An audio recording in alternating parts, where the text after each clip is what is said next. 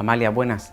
Tú naces en un municipio de Murcia, ¿vale? ¿Cómo llegas a Andalucía? ¿Qué es lo que te atrae de esta tierra? Y si recuerdas aquel primer viaje que haces y que llegas aquí a Andalucía. Sí, yo nací en Abarán, Valle Morisco de Ricote, de Murcia, y vine como suelen pasar las cosas, cuando se cruza en tu camino una buena persona, y además un sabio. Y entonces, pues a través de don Luis Navarro, que ahora es catedrático de Historia de América en Sevilla, pero que había sacado la plaza en Murcia, y gracias a su mujer María del Pópulo, me vine al Archivo de India a hacer la tesis doctoral.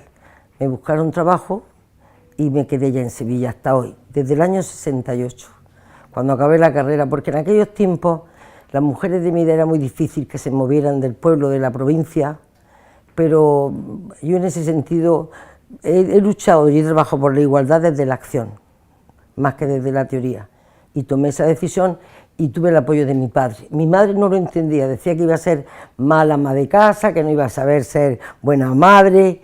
Después ella vivió más tiempo que mi padre y vio que yo había... Mi padre me había apoyado en el sentido correcto y que yo era feliz, y que ella entonces veía que la mujer podía hacer más cosas además de estar en la casa, porque en la casa si estaba tenía que compartir la tarea. Y entonces pues así fue como yo llegué aquí, y estoy desde el año 68. ¿Cuál es la primera sensación que tienes cuando llegas a Andalucía, cuando visitas la ciudad de Sevilla? Pues yo venía de una ciudad pequeña, entrañable, muy acogedora, que era Murcia, que es donde yo había estudiado la carrera, pero venía de un pueblo de Huerta, con río Segura, que pasa por allí, y yo cuando llegué a Sevilla, verdaderamente el primer paisaje que te encuentras es el humano. Y en el Archivo General de India habían personas, pues aparte de don Luis estaba Enriqueta Vila, estaba Pilar Sanchís, dos que han fallecido ya, Alfredo Núñez y Beatriz Suñé, Blanco Suñé, a la que yo adoraba, una gran amiga y maestra. Y entonces pues muchos mexicanos, gente de Colombia, mucha gente de Latinoamérica. Y ese es el primer paisaje, el humano, de acogida.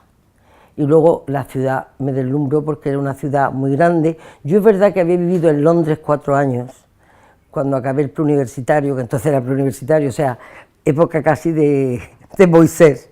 Hice el y entonces, aunque había estado viviendo en Londres, Sevilla tiene algo muy especial. Y no solamente el título de una canción, la canción está bien puesta porque es así. Me gustó muchísimo la mezcla que había de calles pequeñas, en el entorno de la calle Abades, toda esa zona, barrio Santa Cruz, Judería.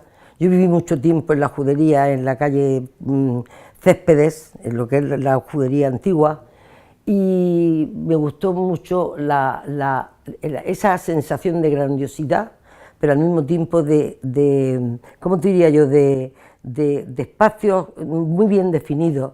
¿Sabes? Por ejemplo, la calle Betis de ninguna manera forma parte de lo que había detrás, pero está ahí, al borde del río. Me recuerda a Florencia, por ejemplo, ese Altozano, esa Triana, con esos espacios como es la zona de San Jacinto.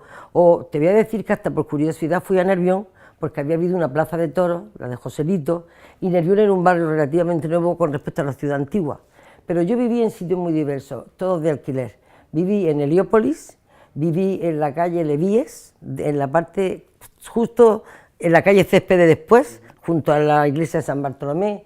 Viví en el Tardón, también viví en el Tardón, en una casa que me alquiló Adelita. ¿Has estado en el centro, en los barrios? Sí, es decir, y vivía sola, alquilaba porque a mí no me gustaba vivir en residencia. Ya era una mujer con la carrera terminada, hecha, y había vivido en Londres sola, y yo quería vivir sola, y entonces pues es verdad que la ciudad primero fue el paisaje humano, y después la belleza, el olor, el color del cielo, los cambios aunque aquí hay 2 estaciones, pero cuando se viene desde Murcia, que hay mucha humedad, sí se viven las 4 estaciones.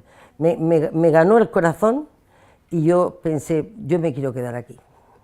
Te quedaste y estuviste un tiempo además en un instituto ejerciendo como profesora, como docente. ¿Qué echas de menos de aquella etapa, de aquel contacto con el alumnado, con los jóvenes? Pues es una pregunta que es muy oportuna, porque yo, que he estado en política, ahora estoy en la Cruz Roja y que he hecho otras cosas, mi verdadera vocación era la historia y la enseñanza. ¿Por qué? ¿Qué te llamó la atención de la historia? La historia, porque la única forma de entender lo que pasa, o de tratar de explicar lo que pasa, y de comprender lo que puede pasar, es estudiando bien el pasado, porque no es que se repita siempre, es que los hombres son siempre los mismos, aunque cambien los valores, aunque cambien las circunstancias, ¿comprendes? Pero la vida empieza y se acaba. Lo que pasa es que cambian los valores, como digo, las referencias, y luego me gustaba muchísimo porque es más enriquecedor irte a los Uffizi, a Florencia, o irte al Museo de Bellas Artes de Sevilla, que es el segundo de España, y que es una pinacoteca maravillosa, y echar la mañana allí, que dedicarte pues a otra cosa que a lo mejor se gana más dinero, pero enriquece menos y da menos salud, porque tienen más estrés, ¿no? A mí me gustaba mucho el arte, la historia de América, que fue la tesis doctoral que hice yo, porque me parece apasionante México, Colombia, Venezuela. Bueno, sobre todo yo soy mexicanista, porque yo mi tesis fue sobre Nueva España, pero lo demás, ya te digo, ser profesora para mí era enriquecedor, porque eran personas que tenías que ayudarles a aprender, pero también al mismo tiempo con tu manera de ser, ayudarla a que vieran referentes. No a que te imitaran, ¿sabes, Manuel? Pero sí que vieran que éramos personas en libertad, con libertad, y yo tuve compañeras maravillosas como Gracia Sánchez Caballón, la mujer de Pepote Rodríguez La Borbolla, Lourdes Garnica, la mujer de Bernardo Bueno. Eso quería decir que en aquel tiempo había una posibilidad, desde la inteligencia y la cultura, de vivir en tolerancia, visiones políticas distintas. Eso era democracia y tolerancia. ¿Cómo sabes que actualmente pues muchos de los problemas que leemos desgraciadamente en la prensa están protagonizados por gente muy joven, por adolescentes? ¿Cómo afrontarías, como docente y demás, cómo crees que se podría afrontar esa pérdida de valores que existe hoy en día en la educación en determinados momentos? Yo creo que uno de los problemas que tenemos como sociedad es valorar el papel y la función del profesorado. Ya en los años 70 y tantos, cerca de finales de los 70, es verdad que la profesión no estaba suficientemente valorada, en el sentido de que los padres muchas veces, por querer proteger a los hijos, no van a saber la verdadera realidad del hijo, sino que van a justificar, más preocupados, algunos, no todos, algunos, de la nota que del resultado de lo que es la configuración de la personalidad de su hijo. Y yo creo que no tenemos que buscar culpables, los culpables somos la sociedad, porque uno no vive solo en el marco de la casa, o en el marco del instituto, o en la calle, o en la plaza, o en donde se divierte. Todos esos espacios son espacios sociales. Si los padres, o los tutores, o los familiares, o los amigos, ¿comprendes? Tú no puedes en tu casa tener unas normas estrictas, con lo cual tú no puedes desarrollar tu personalidad porque todo lo haces automático, porque te dicen no cojas, no cojas, no cojas, pero tampoco lo que no pueden decir es, bueno, arréglatelas tú, haz lo que quieras, yo respeto la libertad sin responsabilidad no tiene sentido, porque para que uno sea libre de verdad, debe de saber dónde, no las líneas que traspasa. Yo no creo, yo esta línea me he puesto la línea, yo no me pongo líneas, sino tú tienes que decir, esto hasta aquí puedo yo aceptar, y de aquí para allá eso no se puede aceptar, ¿comprendes? A mí cuando dicen que los jóvenes beban 2, que beban 3, que beban 4, no, que sepan beber, porque hay personas que con una copa ya están listos, y hay otros que con 5, pero de todas maneras, es decir, la culpa de lo que está pasando, y la responsabilidad mejor, es de la sociedad en general. No se le puede echar la culpa solo a los profesores, han sido sustitutos de la familia en muchísimas ocasiones, y yo lo sé porque hablábamos de una persona antes, de Paco Raya, que era un gran profesor de latín, pero era un hombre que se preocupaba de la persona, de los alumnos, y yo he vivido eso con Purá Sánchez, con Lourdes Garnica. Digo nombres porque le hago un homenaje desde aquí, porque son compañeras de los años 60, en los momentos de la transición que era tan complicado, y sin embargo, pues quizá creábamos un caldo bueno de libertades de la tolerancia. Es la sociedad. Lo que pasa es que es muy bonito echarle la culpa a los profesores, y también es mucha responsabilidad de los políticos, porque desde la transición hasta ahora no han sido capaces de hacer una sola ley de educación consensuada, que sirviera para todo el mundo, porque la educación, y eso lo dijo Platón, lo dijo Aristóteles, lo dicen los grandes humanistas, es un modelo de aprender y de aprender a ser, a hacerse persona, a hacer sociedad. Yo creo que en este momento los políticos, los partidos políticos y el gobierno tienen esa responsabilidad, que la han tenido todos, pero sobre todo cada vez se hace más urgente una ley de educación y los de la tiza que intervengan. Has hablado antes de la familia, al referirte a tus padres con muchísimo cariño y demás. ¿Qué importancia tiene para Amalia la familia? Para mí fue fundamental tener un padre que, siendo un hombre que no había estudiado nada, no tenía ni bachiller, se dio cuenta que, y eso también es verdad, que los maestros, que doña Lolita, que era mi maestra, le dijo, pues es una pena que esta niña no estudie, porque a mí me gustaba mucho estudiar. Y yo que decía, yo quiero irme a los colegios, había estado en un pueblo de Huerta a los colegios, como si fuera aquello Cambridge. Y entonces mi padre fue el gran apoyo, y mi madre tuvo por lo menos como buena mujer de Huerta, que miran, los de la Huerta tienen los pies en el suelo mirando al cielo por si llueve, porque en Murcia por desgracia no llueve. Y entonces pues mi padre se dio cuenta de que yo iba a ser feliz estudiando, y entonces no solo me dieron esos valores, sino también me inculcaron, y me lo hicieron desde la libertad, el valor de la fe, porque en aquellos tiempos los padres no podían ver si iba a misa o no iba a misa. No íbamos a jugar a un sitio que se llamaba Las Laeras, que era un sitio donde con una cosa de esparto te la ponías debajo y te tirabas. Era como un trineo, ¿sabes lo que te digo? Los que eran más listos cogían tablas, pero tablas que eran las tablas donde se llevaba el pan al horno y luego la madre le pegaba a los niños, ¿no? Pero yo creo que yo tuve la suerte de tener unos padres que, fíjate que a mi edad, con 73 años, hace mucho tiempo que los tengo aquí porque ya no están conmigo, y espero que me esperen en el cielo y me lleven, porque yo voy a tener más purgatorio, pero bueno, y me enseñaron a ser libre. Mi padre me decía, fíjate qué cosa, Amalia, de rodillas ante el Santísimo y porque eres creyente, nada más, de pie siempre. Y mi madre me decía, que ella estaba viva cuando fui secretaria general del gobierno, no te olvides de dónde vienes y a dónde tienes que volver. Mi madre era una mujer con mucho sentido común, muy cariñosa, entrañable y tremendamente alegre. Por eso vivió 88 años. Esa es la clave, ¿no? Esa es la clave, la alegría y sobre todo ver las cosas positivas. Eso no quiere decir que yo tengo un genio fuerte, pero sin embargo yo creo que el genio tiene que servir para debatir, porque eso es la pasión. Hay gente que es muy dura con la idea y es apacible, y hay otros que tenemos la misma dureza pero somos más apasionados, ¿no? Pero una tiene que saber serenarse, que eso forma parte de la educación de la persona, y saber ir aplacándose, y eso de voy a enfriarme, y no eso de contar 10, no, porque conforme vas contando 10 te pones más caliente. Es mejor hacer el bucle es cambiar de pensamiento. Y mis padres fueron para mí importantísimos en la fe y en lo que era luchar por la vida, no tenerle miedo a los retos. Por eso me vine aquí. ¿Qué importancia es para ti las creencias, el creer? Tú eres una persona creyente, además que siempre lo has manifestado públicamente. Sí, yo soy una persona, pues ya te digo, que en el purgatorio me vaya a encontrar todos los que vayáis llegando, pero sí que es verdad que el único proyecto en el que creo al 100% es en Dios. Un Dios misericordioso, un Dios Padre, que murió por nosotros los pecadores, los que son santísimos, pues eso no tienen que preocuparse, seguro que tendrán un sitio. Pero yo quiero ese Padre, ese Dios amor que es Cristo, misericordioso, ese es mi motor.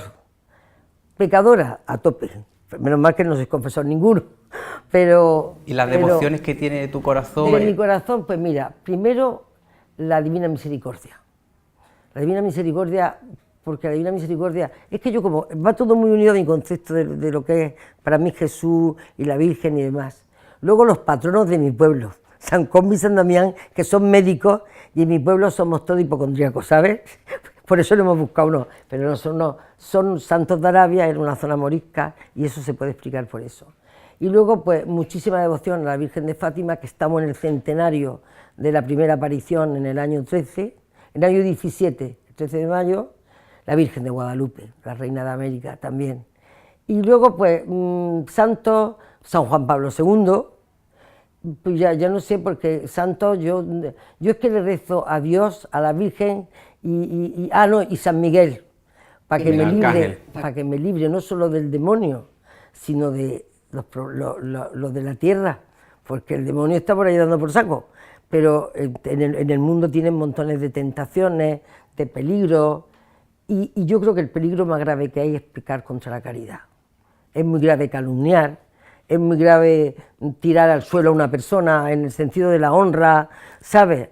La tolerancia está en aceptar lo que, aunque sea distinto a lo que tú piensas, forma parte de la personalidad de otro ser humano. Amalia, tú has sido muy generosa además con esta tierra, con Andalucía, desde que te implicas con la política, en el sentido, bueno, pues dedicas muchos años allí en el Parlamento andaluz a defender los derechos y los valores y proyectos andaluces. ¿Qué te lleva a meterte, por ejemplo, en el mundo de la política? Una profesora, pues que en principio pues está bien y a gusto, ¿no?, en su trabajo. Sí, yo quiero matizar algo. Yo en política activa solo estuve 10 años. Yo estuve 6 años en el Parlamento andaluz y 4 en el Gobierno de España. Es decir, que yo no soy yo soy de las que volvió a la tiza en el año 2000.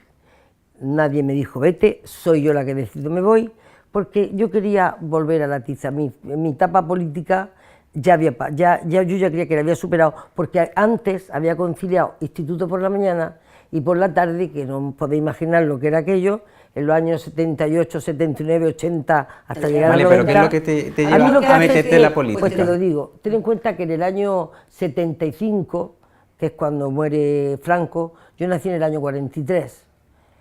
Nosotros habíamos vivido en la universidad lo que era no tener libertad, el que no existiera pues una democracia en España. Yo había vivido en Inglaterra, un mundo que yo cuando llegué, allí sí que me creí, dije yo hoy he descubierto América, porque es una sociedad muy respetuosa con los derechos civiles, especial. Soy anglófila total, lo siento, pero porque hay muchos que son francófilos, pero yo soy anglófila, por eso no soy francófila.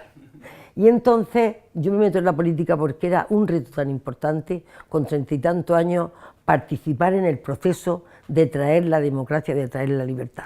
Yo estaba en Cristianos por la Democracia y eso hace que, pues en mi vida, yo no entré en política activa hasta el año 90. O sea que yo no he sido un profesional de la política. Yo he sido una profesional que ha estado 10 años en política y el resto del tiempo dando clase en la Academia Universitaria y cuando saqué mi oposición en el Instituto Velázquez. Ahora, ¿que llevo la política en vena? Por supuesto que sí, hay que llevarla. Pero yo ante todo me siento vocacionalmente una historiadora. Por eso entré en política también y por eso la dejé, por ser historiadora. Y en esos años, por ejemplo, que estuviste en el Parlamento andaluz, 6 años en concreto, ¿cuál es la clave para, digamos, defender tus proyectos, pero a la vez debatirlos y tener además tan buena fachada de cara, digamos, a partidos de la oposición y demás? Era una persona con la que se podía dialogar, con la que se podía debatir y además que tenía muy buena impresión luego por parte de la oposición y muy buena imagen tuya, ¿no? Eso también dice el que haya personas que me quieran y sean amigos, mira como mi Quechu Aramburu, que colabora con ustedes y que me quiere mucho y yo a ella, la fallecida Concha Caballero, o pues, ¿qué te digo yo?, Mar Moreno, la que estaba en el ayuntamiento. Es decir, yo creo que la clave estaba en que yo sabía distinguir, quizá por ser profesora, que una cosa era defender una causa o un tema y otra cosa es la relación personal. Eso no quiere decir que si yo tengo contigo un debate agarradero, después no tengamos que decirnos fuera, oye, he estado muy fuerte contigo porque la defensa del argumento te ha interrumpido o lo que sea, pero yo de lo que me siento más tranquila en la conciencia es que no insulté jamás, no falté al respeto, pero no solamente por la otra persona, sino por mí misma, porque no hubiera sido yo. Y yo tengo un genio que tú no veas, ¿comprendes? Y a lo mejor en el patio pues te podía decir, oye, al favor, que la presa de Malpasillo, sabes que está cerca de Estepa, oye, que hay que analizar el agua, ¿sabes lo que te digo? Pero mira, ahí está el testigo Leocadio Marín, Antonio Pascual, Paulino Plata, que era portavoz conmigo en Cultura, fuimos los dos ponentes de la Ley de Patrimonio y también de la Ley de la Universidad Andaluza. Es decir, es que no tiene nada que ver cuando tú discutes del tema que cuando tú te metes con la persona como estrategia para devaluar el tema. Yo creo que eso hubiera sido un insulto a la inteligencia. Y a mí lo que no me gusta nunca es ni ser sobrada y tampoco hacer tonterías, procuro hacer pocas. Tengo muy buen humor y puedo meter la pata con buen humor, pero cuando las cosas son serias no. Amalia, y cuando estás en ese momento, digamos, con tanta actividad y demás, ¿cómo se concilia, ¿no?, esa vida familiar con la laboral y con todo lo que en aquel entonces y con todo lo que estaba ocurriendo en España, pues te implicabas, ¿no? Y ¿cuál es la clave, digamos, para conciliar? Pues casándote con un hombre maravilloso, y eso lo digo hoy pero no voy a decir nunca más, porque se puede creer. No, yo tuve y tengo la suerte de que tuve 2 hijas que vieron cómo era mi madre y cómo era yo. Y cuando yo me voy a Madrid, pues ellas saben que se quedan con su padre aquí, porque yo vivía en Madrid, ¿sabes? Eso va a empezar. Y luego, pues también es verdad que él era un hombre que había estado en Lyon, en Francia, había hecho su tesis doctoral en Francia, había viajado mucho. Cuando me caso yo tengo 32 años, que entonces se casaban las mujeres, las que triunfaban en la vida, se casaban a los 22, a los 23. Muy jóvenes, además. Yo no, yo me casé con 32, en el tiempo justo, después de haber vivido y de haber viajado. Y eso hace también que yo tenga un soporte que sin mi familia, sin mi marido, sin mis hijas y mi madre hasta que vivió, pues supimos conciliar. También esas conciliaciones te crean estrés porque yo, por ejemplo, me gusta estar muy encima de que esto está aquí, que esto está allá, ¿sabes? Que mi marido tiene a lo mejor algo y lo tiende fatal y luego cuesta el doble plancharlo, pero yo creo que cuando hay buena relación, eso es una especie de educación recíproca, y yo en ese sentido he sabido muy bien educar y dejarme educar, claro. Amalia, hay quien dice y sigue manteniendo que quizás perdimos en Sevilla la oportunidad de tener contigo una gran alcaldesa. Yo creo, yo en eso sigo, y yo te lo recomiendo porque veo que eres una persona que te gusta leer y que eres culto, la historia de Florencia de Maquiavelo sobre la familia Médicis. Nunca sabrá nadie si pude ser o no pude ser. ¿Por qué? Porque se hicieron muchísimos rumores, y es una de las cosas que yo tengo muy claras. Lo que no se dijo, lo que no se hizo o lo que no sucedió no merece ser explicado. Esa es mi respuesta. Parece bien. Actualmente, como presidenta de la Cruz Roja en Sevilla, ante desastres y situaciones como las que estamos viviendo desgraciadamente en América, con el tema del huracán Irma y todo lo que ha acontecido, y el terremoto en México, por ejemplo, pues ¿cuál sería la respuesta, cómo actuaría ante desastres similares desde la Cruz Roja, cómo se actuaría? La Cruz Roja está siendo hoy el pulmón de la cooperación internacional, y te lo digo yo que he vivido la Cruz Roja desde la administración y ahora en Sevilla, pero la responsabilidad de que tengamos que acudir a esas campañas de emergencia, la responsabilidad es de Naciones Unidas y todos los países que la forman, y de la Unión Europea, que siempre llega tarde. Los problemas que estamos teniendo ahora mismo de refugiados son fruto de la improvisación, del llegar siempre tarde, porque en Europa es como, tienen los ojos, si estamos recibiendo inmigrantes, yo te estoy hablando del año 96 que yo llegué a Madrid, pero eso venía desde muchos años atrás, porque las corrientes migratorias forman parte de la vida de la tierra. Bueno, pues yo recuerdo cuando a mí me tocó la llegada de los bosnios a España, y era tan desastrosa la Unión Europea que entidades como Cruz Roja, ACNUR, Médicos del Mundo, Cáritas, eran las que sobre el terreno, yo entonces estaba en el otro lado de la pared, pues organizaban cosas. ¿Por qué? Porque la Unión Europea, pues, ¿cómo te diría yo? Ese bloque de 22 pisos que hay en Bruselas, con muchísimos funcionarios, no tienen la capacidad de priorizar, ¿comprendes?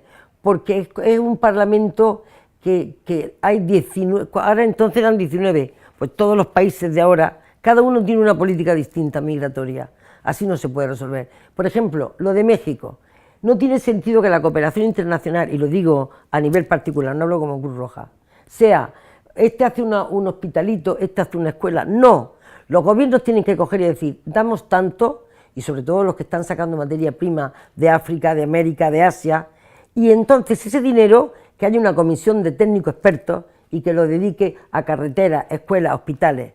No pueden vivir del mendigamiento y de la generosidad y la solidaridad de la sociedad, pero no de la cicatería de los gobiernos, de todos los gobiernos del mundo, que dicen, bueno, yo les doy a la ONG y que hagan. No, no, no. En la ONU debería haber una comisión específica para el desarrollo y no tanta FAO, para la alimentación, para la sanidad. Son parches, esos son las coartadas de una democracia que solo vive de lo políticamente correcto. Así de claro, Manuel. Amalia, ¿cómo te gustaría que te recordasen? Porque como profesora, escritora, política, que también has sido, con tertulia además, y bastante que te hemos visto en los últimos años, ¿cómo te gustaría que te recordase la sociedad y sobre todo Andalucía? Pues mira, yo, los que sean creyentes, que me recuerden rezando por mi alma. Y los que no, pues que de vez en cuando, sobre todo si han sido alumnos míos, se acuerden de una mujer joven que vino con una maleta y con 20 y tantos años a esta ciudad y encontró el camino. Como una mujer con fe y como una mujer que amaba, optimista, con genio, pero sobre todo que soy consciente. Tú me decías, tú has sido generosa. No, yo le debo todo lo que soy y todo lo que he hecho se lo debo a Sevilla. Otra cosa es que Sevilla también me ha dado mucho y aún estoy en deuda con ella, porque soy consciente de que yo vine con mucha ilusión y una maleta y he hecho lo que he podido hacer es porque Sevilla me lo ha facilitado. Y los sevillanos y las sevillanas siempre me han... Amalia, ¿tú te sientes una sevillana, una andaluza más? Sí, culturalmente sí, me siento... Yo no renuncio a mis raíces, por eso voy todos los años, porque allí están mis padres, bueno, quiero decir, están ya enterrados, pero, y tengo mis raíces de huerta que, nada más que, ahora mismo cuando estaba viéndome así, digo mi madre, porque mi madre se ponía así, después de comer, y tengo unas raíces murcianas, por supuesto, tengo una orilla, que es la orilla del Segura, pero la orilla del Guadalquivir ya no es solo orilla, ya es llegando a Sanlúcar, ya va a Sanlúcar, es decir, el sedimento andaluz en mí, hombre, mi marido es andaluz, mis hijas son sevillanas también, son andaluzas, no, Andalucía está en mi ADN, está en mi ADN, Sevilla está en mi ADN, por supuesto. Hace unos meses te dieron el reconocimiento de la medalla de Sevilla. Ahí explicaste que en muy pocas ocasiones te has emocionado públicamente. Sí. Una es cuando te lo hizo tu pueblo natal, el reconocimiento. Mi hija predilecta, sí. Otra ha sido hace unos meses. Sí, yo estoy muy agradecida. Claro, en público, ¿no? Sí, yo suelo emocionarme, pero llorar como lloré ese día no, porque eran lágrimas de alegría y de gratitud. Le doy las gracias a la corporación y especialmente al alcalde, a don Juan Espadas, porque esa es una prueba de que las ideologías, a veces las personas son más fuertes que la ideología. Ese es el caso de un hombre tan generoso como fue Juan Espadas conmigo, y la corporación votó, pero el alcalde pues fue una persona que con muchísimo cariño me llamó y me dio la noticia, y la verdad es que tengo que ser agradecida, y yo lo soy. No me importan los colores, me importan las personas. Y para terminar, Amalia, la clave para estar tan activa, también además, como has comentado, el secreto, esto tiene que tener un secreto. No, tiene un secreto. Yo creo que, mira, no, también no estoy, mira cómo estoy de grueso y no soy capaz de perder peso, pierdo 1 y gano 3. No, yo creo que muchas veces es el entorno que tienes, el cariño que encuentras, no ya en la familia.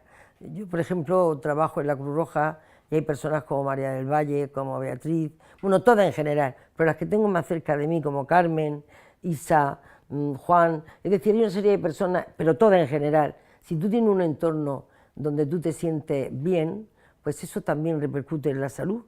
Bueno, yo que ahora me leo todo lo de la geriatría, que de los mayores pone que hay que beber 2 litros de agua, caminar 20 minutos y estar rodeada de personas y, ¿sabes?, que puedas conversar, que puedas estar... Lo que no me gusta es que me traten como el corralito de tienes que estar con los mayores, pero si a mí me gusta estar con gente más joven, ¿sabes lo que te digo? Pero también me gustan los mayores, pero no me gusta que me traten en el sentido ese excluyente de los mayores tenéis que, a mí no me digan lo que tengo que hacer, cuando te dicen tienes que andar media hora, pero si no puedo andar ni 3 minutos, ¿sabes lo que te digo? Pues eso, yo creo que el secreto está primero en verle un sentido a la vida, yo lo tengo. Luego, yo creo que también la fe me da salud. Sí, porque digo a Dios, digo, Señor, quítame esto de la cabeza. O a San Miguel, digo, San Miguel, dile a este que es el demonio, que me dejen para un ratito.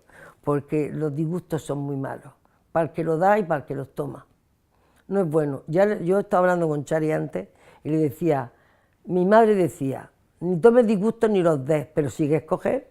Y lo otro, no tengas peligro a tener enemigos. Cuando yo estaba en Madrid en el gobierno, dice, pero que el que los tenga, ninguno tenga razón. Esas son dos fórmulas estupendas. Y vivir, amar y dejarte querer. Y de vez en cuando alguna batallita. No viene más. Para mantener la adrenalina. Antonio, mi Manuel, esa es mi fórmula. Y Dios. Es como norte de mi vida. Con mis pecados, con mis faltas, con mis carencias. Pero Él vino al mundo desde mi creencia para redimirme. Pues por eso yo me entrego a Él con todas mis carencias, mi vulnerabilidad, ¿cómo es? Lo vulnerable que soy, mis fallos. Ahí estoy. Estupendo. Pues muchas gracias, Amalia. Muchas gracias a vosotros y al Correo en especial que nos atiende muy bien los temas sociales. Muchísimas gracias.